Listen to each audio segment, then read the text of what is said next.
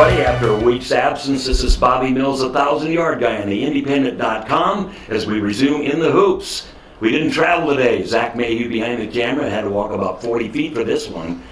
We are very thrilled to have Joey. I'm going to call you Joey. I've called you Joey ever since I was a wee lad, and that's you were a wee lad. Joey Imus, the head coach, football and basketball coach at Riverside High School, which is a combination, correct me if I'm wrong, of Cedar Rapids and Spalding Public Schools. Yep. Thank you for coming down. You've got a game tonight, Heartland Lutheran, so I don't know if it was very convenient to stop, but we're sure thrilled that you're here. So yeah, it's convenient for you guys. Well, thanks a lot. This is really a great thrill for me and Zach both. You're from Albion originally and went to Boone Central. Can you tell me about your family up there? I know your dad's been with the school system for a million years, it seems like. And just how about your siblings up there?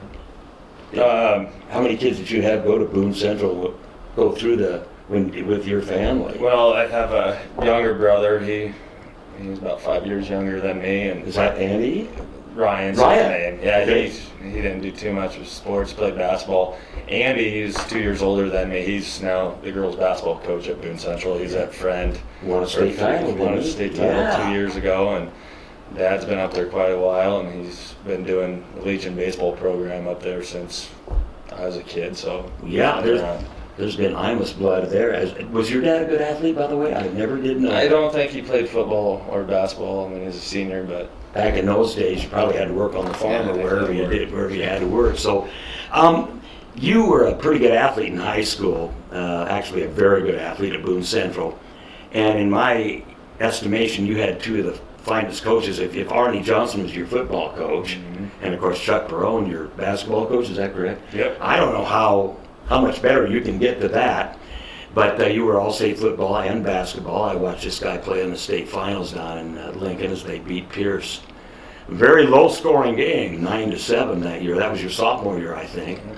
And then in basketball, that's all we ever heard about was this kid from Boone Central that can score a little bit, is a thief on the basketball court, just will steal you blind, and can jump to the moon.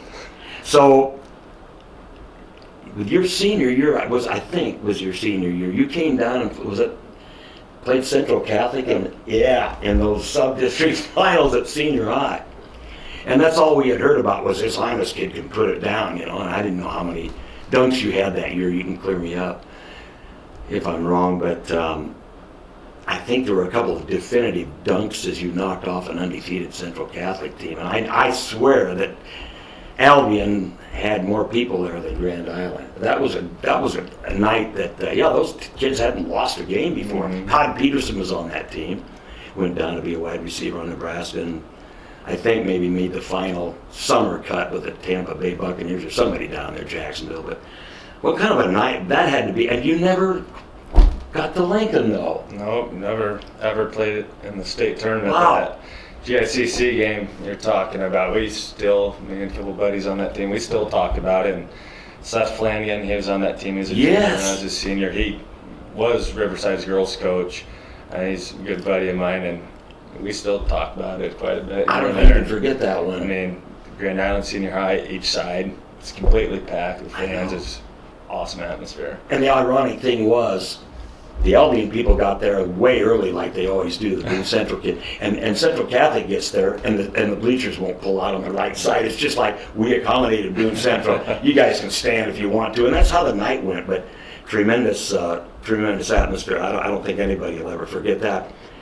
Do you remember how many dunks you had your senior season? No, probably 20-ish. Yeah, that's a lot for high school, though. Yeah. I remember a kid from Cedar Catholic had like 50-some way back when, but I've never seen anybody throw it down like Joey Imus did. But when you graduated from Boone, there was a gap in there between UNO. Did you go to Central Community College in Columbus? Went to UNL. Did you? Okay. And then you went on to be on the dean's list at UNO. And right out of there, did you take a gig at Spalding Academy? I graduated in December. Okay. And about 3 days before I was done student teaching, got notified there was going to be a head opening in Spalding with physical education, which those or a dime a dozen alone, not alone in I December. know. Oh, good grief, With yes. a head boys basketball job, and I wasn't really ever planning on moving close to home, not alone. I didn't really want to go to a small school, but that opportunity kind of came up and took advantage of it, and ever since. Well, that kind of surprised me because I thought maybe you wanted to go back into that Albion or Spalding area, kind of.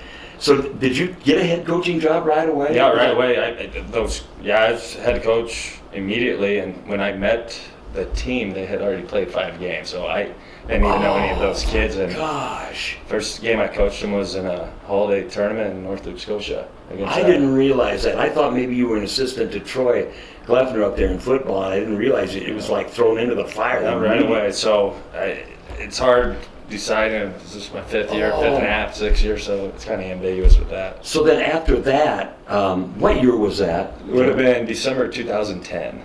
Okay. And then you were Spalding's, and the two schools, Spalding Academy, whom nobody ever would have dreamed years ago were combined. You were there all the way up until a couple of years ago, right? And when Spalding Public consolidated with Cedar Rapids. Right. So We'll talk a little bit about that in a minute, about that split. But it wasn't odd to me that it happened because those two schools, just you were either Catholic or you're non-Catholic, and all the kids went to Spalding Academy mostly, and Spalding High used to have a terrible time fielding football teams and everything, that everybody knows that. But how early in your life did you ever think about coaching? Well, when I went to college, I went to UNL, and I knew I wanted to teach, but you did? Okay. Didn't really have much of a desire to coach. I was doing middle, secondary education. Yeah. Just doing middle school stuff, and I was a year away from student teaching.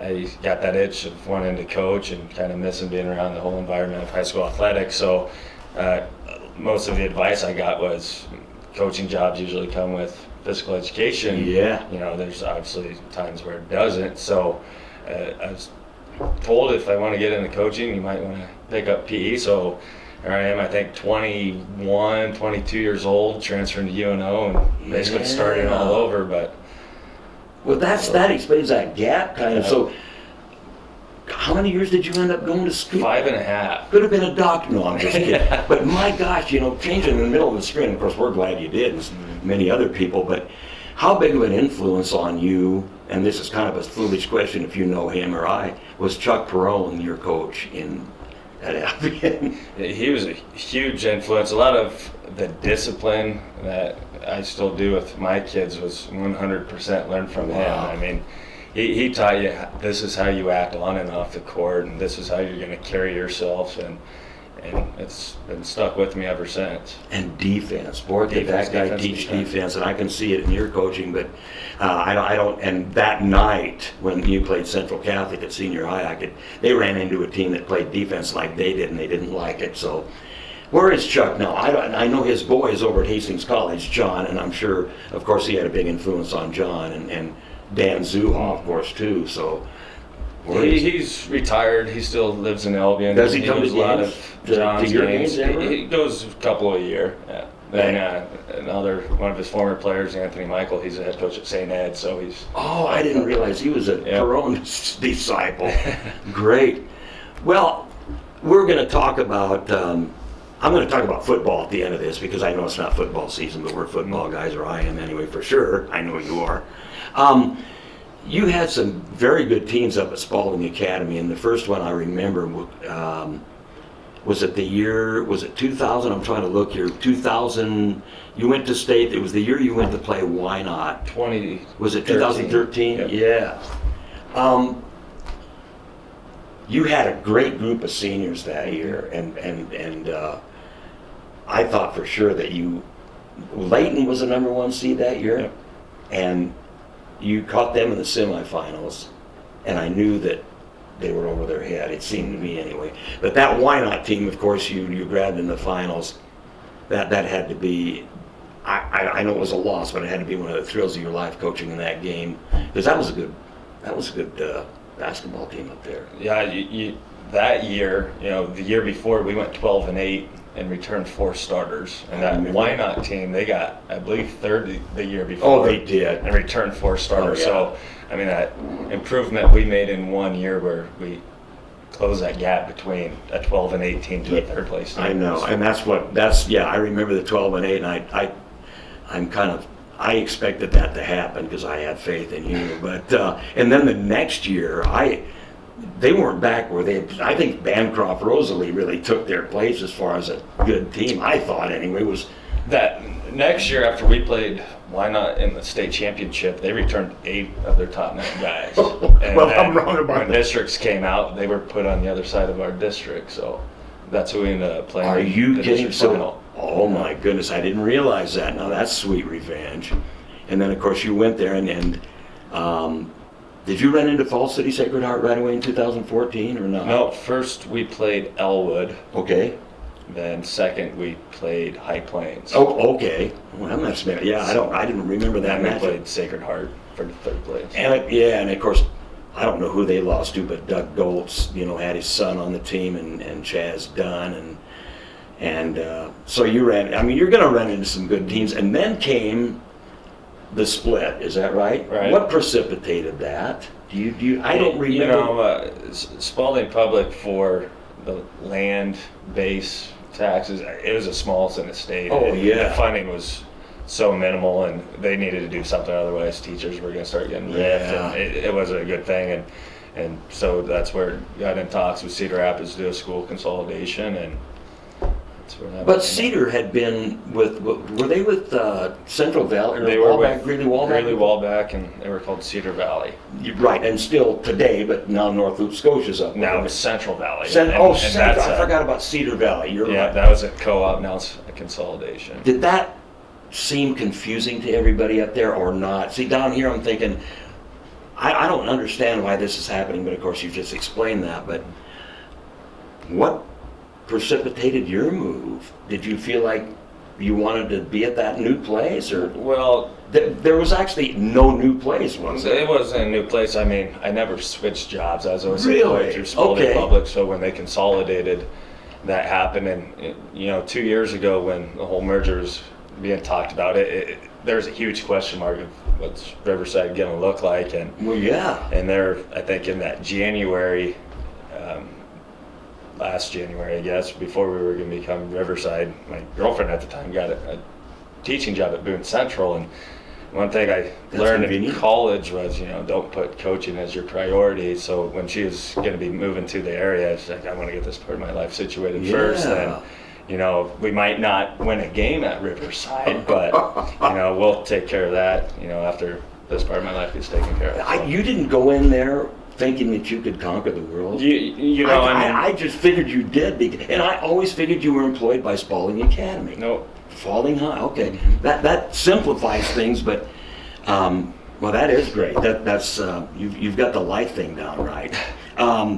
Incidentally, yeah, Coach Imus was just recently married, I believe, this last summer. Is that correct? Yeah, that's congratulations to you. I call you Joey because I cleared it with your then girlfriend at district finals last year. She said it's okay, so I knew it was okay there. But when you left Spalding Academy, and you're going to have to follow me, stay with me on this story, because I'm going to stray a little bit on it and come back to it.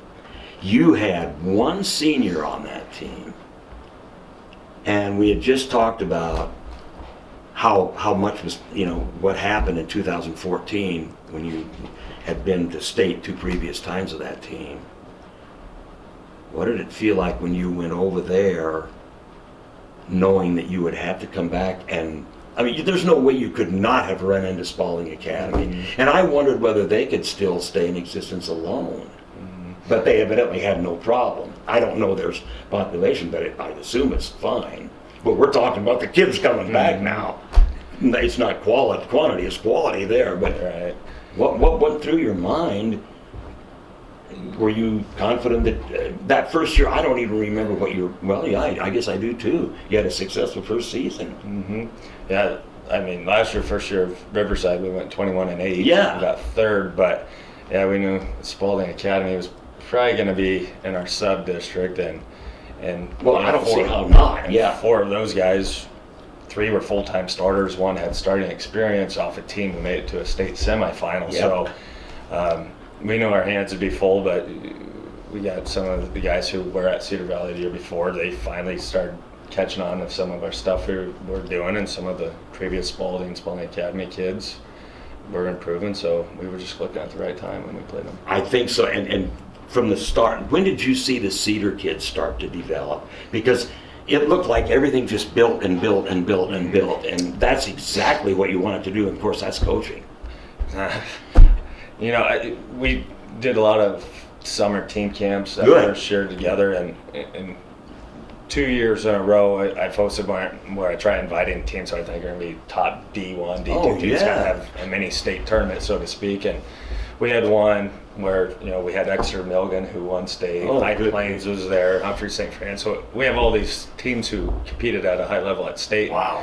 And we ended up getting second in it with all these new guys. So at that time, all the kids' confidence was built that we can compete at a high level together, and then that carried into football, where they won the first football state championship, and obviously it carried into basketball a little bit. So it was almost immediate where those guys started meshing in with each other. Wow. So I remember Cedar Rapids back in their heyday, which wasn't a long time ago. They were so run and gun that it didn't matter if they played defense, because they were going to beat you with their shooting, and I'm sure they played good defense. But so you had last year would have been the first basketball year, is that correct? You had Noah Velocic and Tanner Hudson, which are two great. I think Tanner, he ended up leading the state in scoring, I think. Yep, he did. But and that was, how can you miss with that? But which Cedar Rapids kids contributed to that team when it was all said and done? I couldn't remember what starters you had from. Colin Martinson, Martinson's was a Cedar 3-year starter. Jake Kennedy, that was his second year. He's a starter for us this year. Then Riley Swerzik, he was a freshman. He came off the bench for us, and as a freshman the year before in 8th grade, he was our 6th man in junior high, because Spalding Academy and Cedar Rapids played together in junior high, so he made a huge jump. Then Ryan Langen was our 7th man. He's a starter for us this year, but he was a sophomore last year. And as a freshman, he was the 14th guy on their 4-win team. So we had a bunch of guys kind of thrown into the fire right away. But developed. They must have. They put in a lot of time to get better, yeah. That's good. Of course, how are you going to know? How did you know how the work ethic was at Cedar Rapids before you took the gig, So, but they do it to Coach Imus's way. This is a thing I wanted to touch on. You eventually met Spalding Academy. Now was that in a district final? No, I did. I'm stupid. I did the district final. That was a sub-district final. Is that correct? That's right. Because I did your district final with Wilcox Hildreth. And you won that ball game 79-72. And I remember, Tom Beamer from the Norfolk Daily News doing an interview, and I'm assuming it was in Lincoln, maybe, huh? Somewhere after semifinals last year. Okay, and you made a statement that I'm going to tell you right now defines what this guy's all about. That might have been the low point to it, in your career, if to a degree, beating that team and ending their season when you had, nursed them from pups, I suppose you could say. Normally, a guy would just say, what the heck? That's high school sports, man. It doesn't matter feelings. You just go beat somebody. Either it's them or you. Right. But I'm telling you that really impressed me about to have a coach say that and that's what coaching is all about. You've got to have feelings, and it stretches far after the high school thing, and sometimes even in high school. And I don't know if anybody ever runs into that. Did you ever think you'd run into a situation like that? It's so rare that. No, I read a book once in high school about that. It was a fiction book, but I never forgot about it. Mm-hmm. And I wondered if it would ever happen. It just.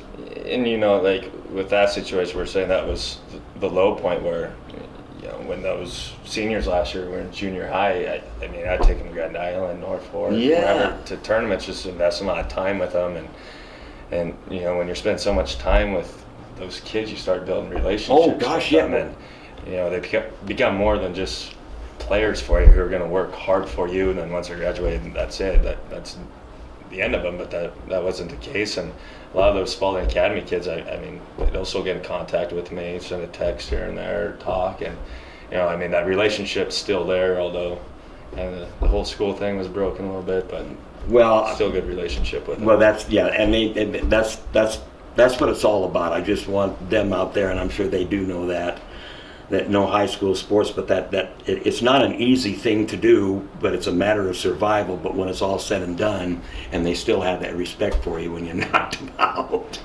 How was your state tournament experience last year for the kids? I think you were ready for it. It looked like you were absolutely ready for the deal. Any jitters when you got there? That was for some of those kids like Tanner Hudson. It was his third straight state tournament appearance, and I did a couple interviews with like some papers down by Falls City, and they're saying, hey, you guys haven't been down here since 1929 because Riverside used to be a school, but come on, 3 years in a row going, like say Tanner going 3 years in a row. Each year it's almost a whole new set of kids. Last year was a completely different set of kids. I had 3 kids on our team who the year before had been on it, or 2 years before that, we had one, and the student manager, and that's about it. So every time it's been a whole new group with a couple guys that have been the same. But last year it was a lot different because some of those guys, I know some of the Cedar Rapids kids who knew they were going to be playing with some of the Spalding Public kids, they went down the year before, talked to those guys, and I remember telling 2 of them who were starters for us last year, hey guys, we're going to be down here this year, and they kind of looked at me like that's goofy. So them getting that opportunity of playing in, a packed high school first game, playing in a renovated Bob Devaney Sports Center, 1 year removed from winning 4 games. I mean, I'm happy that those guys got to experience that kind of atmosphere. Well, absolutely. I think if I would have been a coach and been ornery, somebody from Falls City would have said, I said, yeah, you're right. We don't know what we're doing. We haven't been here since 1920s. But I know you wouldn't do that, but that is kind of funny. You got to dig a little bit for that. But I always kidded Brad Williams in your situation up there he probably doesn't even know what his school colors are going to be from 1 year to another because of the North Loop Scotia thing and the Cedar Rapids thing, and it's crazy. But so this year, I haven't even looked to see what you're rated. I don't think you lost a game. What about this bunch? This looks like this is just. But there's teams in your. Let him answer that. It's the University of Nebraska calling. Think they're better than last year? We're a different team. Oh, really? We returned 3 starters. Right. 6th and 7th man, and tonight, for the first time, I'm going to have a freshman start who he was an all-state football player for us, so he's well equipped to compete at a varsity stage. But one thing that's completely different about this year's team, last year's team, we relied heavily on Tanner Hudson scoring for us. Yep. And he averaged 25 a game, which was the highest average in all of the basketball class. And this year, so far, all 5 of our starters have scored at least 15 in a game. And a guy who was our 7th man last year, who's our starting post, right before break, he had a span where he scored 15 and 16. And as a 7th man last year, he scored 20 all season. So we have guys that are scoring. Noah Vlasic, he's as good of a point guard or guard you're going to find in Class D. And I don't think he realizes at times how good he is, and had a little meeting with him before the holiday tournament, and he ended up scoring 30 points in our last game. I saw that. We're getting a lot more production out of players than what we did last year, where we saw junk defense all the time. I definitely. And last year in the postseason, outside of the Wilcox-Hildreth game, which is one you done, we saw junk defense from subs. Every game at state, and this year we've seen it once. And one of our starters, who's a sophomore, is our 6th man last year. He had 21 points, just sitting there draining threes, and that's something we were lacking last year. So just more of an overall developed team this year compared to what we were last year, but we've still got a long ways to go defensively. We're giving up a few too many points. That hopefully comes around. You'll get there. That's scary because it's like my son, who's the assistant at GICC, and my son-in-law is the head coach. He said it's going to be harder and harder and harder to defense Joey's teams. If they're that balanced, and that's a nightmare for coaches. Then you have to play defense. Would you agree that it's harder to teach defense than it is offense? I think among real great basketball coaches, depending on what kind of defense you play, because man-to-man is very difficult. With the constant changes. Defense is really hard to coach. I do our junior high football and basketball too, and every year I do junior high basketball. That's all we do is man. I think it takes a couple of years to teach a good man-to-man. You can take one practice and teach kids how to rotate in a zone. So, and with getting new kids again, with this Cedar Rapids saying there for a while, and just Spalding, I mean, we had a pretty well-oiled machine where those kids got to be freshmen, sophomores. They knew what they were doing defensively, and we're kind of still deciding, are we a man team or a zone team? I'd rather be man, but it's tough. It's really tough. Very tough. Did Chuck play man up at Albion? That's all we played. Yeah, I had no idea when I graduated high school of how a 1-3-1 rotated, how a 2-3 rotated. I would no idea. And this 2-3 thing is kind of being popular right now. But the last thing I wanted to touch on was the football thing. And I think when the first year Riverside had football, I heard people. I stopped at a convenience store. Hey, did you hear that Joey took over the football? He's a new football coach. How do you think he'll do? And I said, no doubt about it, he'll do well. But I think, did you lose one game during the regular season or two? That first year we just lost to Spalding Academy. Okay, and that was not a close game, was it? 54-8. Yeah. How and of course these teams went all the way through the season, and you improved and improved and improved, and then, as fate would have it, met at UNK in the state six-man championship. How in God's name, if you'll pardon me, Lord, did you ever pull that off? It wasn't really a miracle on whatever it is, street, but I just don't know how you did that. You don't have to tell me. Well, that first time we played, the score, you look 54-8, it looks like we got it handed to us, but maybe not. We had opportunities we just had to take advantage of, and we were 2 plays away from having a lead at halftime. So when we played them in that championship game all week, that's what it's preached to them. It's, hey, we take care of our opportunities, we're going to win this game, and the kids believe it. So. And what was it like when this year was just a breeze? How do you keep kids motivated? Of course, you probably laid the groundwork to that. No, we had great leaders. The way we practiced this year in football wasn't even comparable to what it was last year. Really? This year, we go to practice, and kids who are seniors, like Jake Kennedy, is an amazing leader. Noah Vlasic, great leader. I mean, those guys acted like we were huge underdogs every single week, and they weren't complacent. They never let their teammates get complacent. And we started the year off being a really good team, and by the end of the year, we were lights above the other. I know, and it's crazy because in six-man football, let's not kid anybody. Even a freshman in high school knows when they have the other team outmanned. You know that, and to keep that motivation like that, well, you're doing something right up there because it wasn't even close toward the end of the year. And what do you have coming back in football next year? Turned 4 starters that were full-time. This is 6-man. and another kid who'll be a senior, he started some on defense for us. So 5 guys with starting experience. Well, it seems like this is going to be a great deal. And basketball we'll just stick with right now because I can't wait to see how the rest of the season develops. And your conference, what conference are you guys in? Goldenrod. Your Goldenrod, that's probably the semifinals, finals at St. Paul usually? This year they're going to be in Fullerton. Oh, that's close. I was going to say keep it in St. Paul because it's easier for me to get there. No, I'm just kidding. So that's good. They've got a nice facility there. And you play, and if you ever want to go see Coach Imus's team play, you play basketball at Cedar Rapids, is that correct? Or and we'll have 2 games in Spalding. They have a new middle school gym. Oh, they do? Yeah. Oh, cool. Because I could just picture that old one. And football is all in Spalding then? Half and half. Half and half? Okay. Because I think really, whatever the name of that school is now, Central Valley, they play all their football games, do they, at Wallback? Yep. That's a beautiful place. You know how that is. So anyway, they're playing tonight at Heartland Lutheran, and what time's the boys' game start? 6. 6 o'clock. So, boy, this is really a great thing that you came. So, well, I want to thank you for coming down because I'm glad we found a little bit more about Joey Imus. I think this is one of the finest young coaches in the state. And continued success, man. Yeah, you bet. And watch for the scores down the line, or better yet, come to a game and watch this man and his team perform. We want to thank you again for being here. Bobby Mills for theindependent.com in the hoop. We're happy to have Mr. Imus here with us today. We'll catch you next week. Go to a game.